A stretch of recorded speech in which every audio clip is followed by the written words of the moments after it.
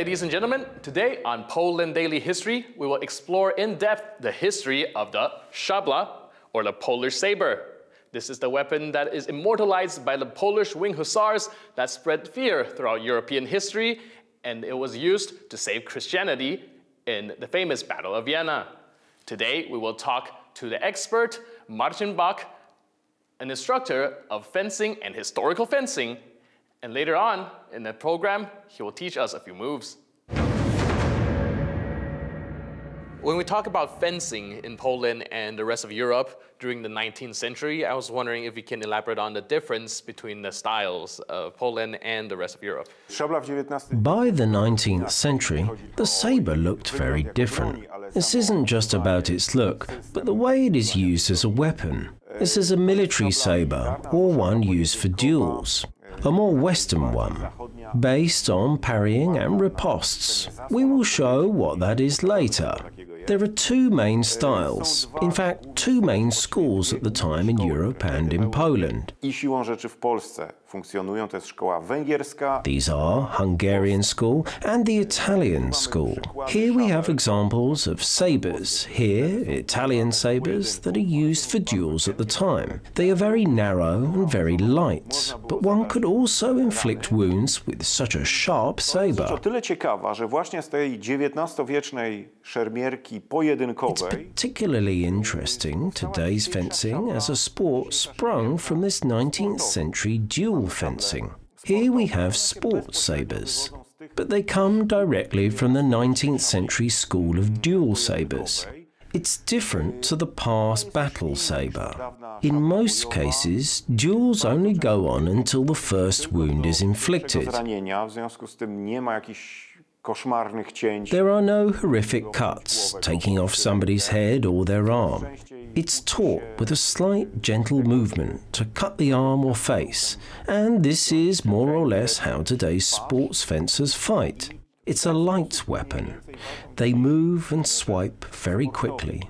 The swipes can also be quite strong in competitions. When fencers take off their fencing jackets, you can see bloody plasters underneath.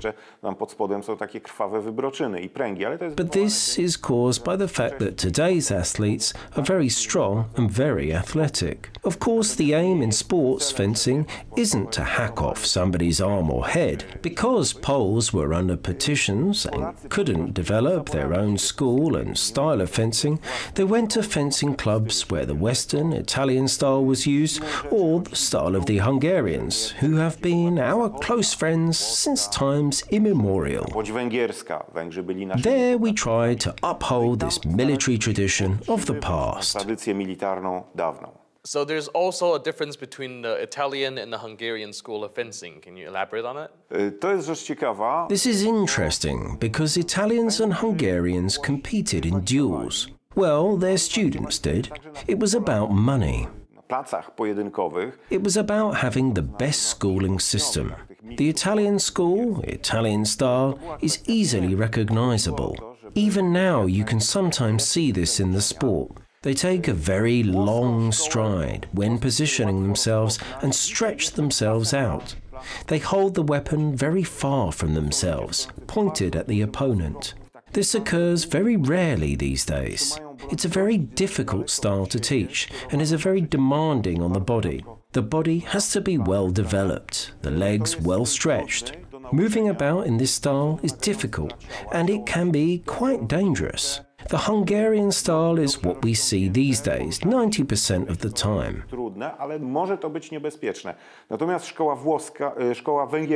The competitor has a narrow stance. The saber is low, close to the body.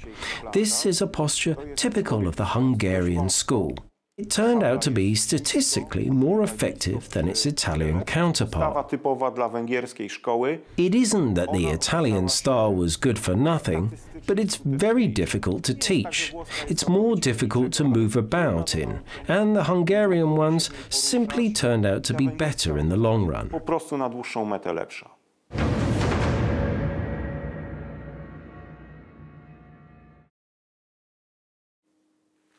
Position. OK. I zaczynamy. O. Relax your arm.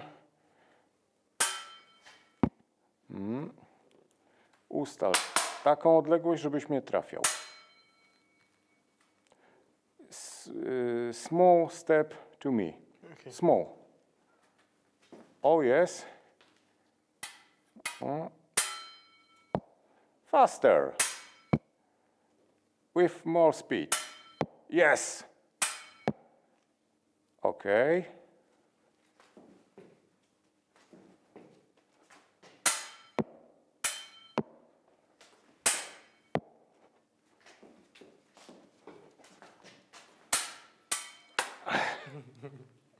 Be careful. Okay.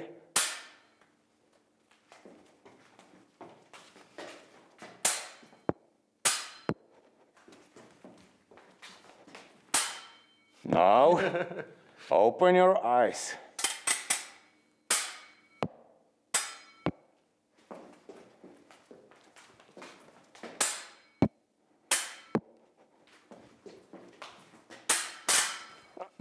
Be careful.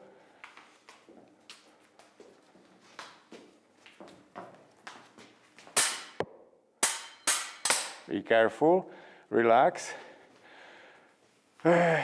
This is the main parade, the fifth parade in the fencing with saber. You can do it like this. Small circulation, yes, and lift your weapon to the fifth parade. Yes, hop, hop, hop, hop. To me, and very slowly. Hop and hop. Okay, very good. You can parade my blade by the first parade. Slowly. Hop, hop. Very good. Once again, you have to start. Do it when you see the beginning of my attack. Yes.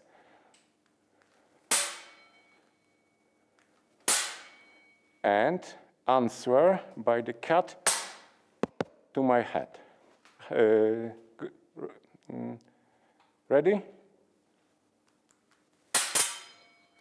To my head. My mask, exactly.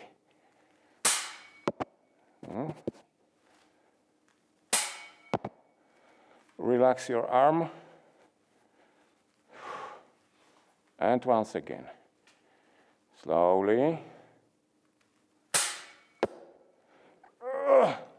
It's not... you don't need balance your body. Only arm. Hop, hop, hop, hop. Ready? Ready? Hop, hop. Very good. Hop, hop. Hop. Okay. And the same exercise with steps.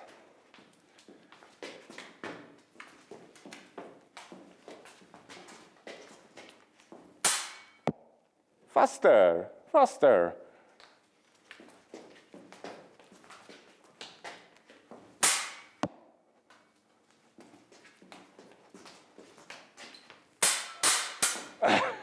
This is the surprise. Once again.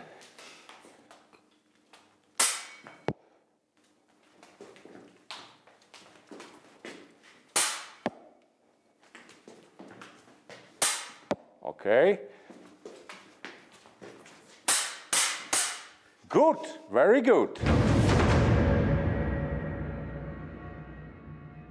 Today, we have explored the history and the usage of the Polish szabla that is iconic to Poland history and have been with Poland throughout years of war. And that's it for today. I'll see you next time on Poland Daily.